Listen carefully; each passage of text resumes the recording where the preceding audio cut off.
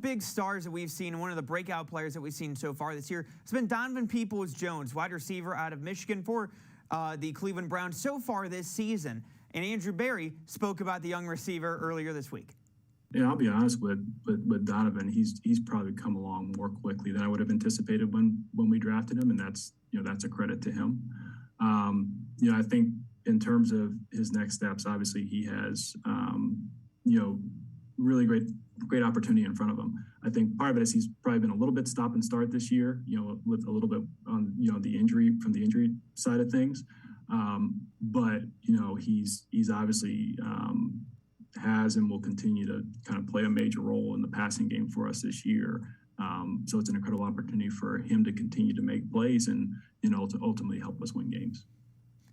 Let's bring in Ashley Bastock, Browns reporter for cleveland.com. And Ashley, thank you for taking out the time. And to start things off, Donovan Peoples-Jones, he's had, like what Andrew Berry mentioned there, he's had that kind of stop and start season when it comes to his injuries. But, the good that we've seen from Donovan Peoples-Jones really lends to positives for his future.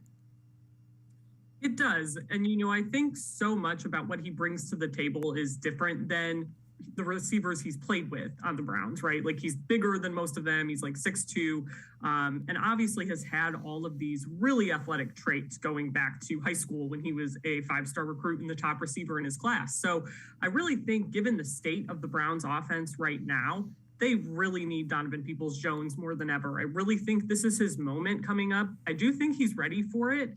But I think just given everything we've seen these last few weeks and what this offense has been struggling with, if he can have some breakout games coming up here, that's going to be huge. And obviously, like you alluded to, his year's been kind of stop and start. He's had this groin injury that he's been having to contend with. And, I wonder, if the Ravens game wasn't so important last weekend, if he would have played at all. So I'm really curious to see how he looks coming out of this bye week, going into that second matchup with the Ravens.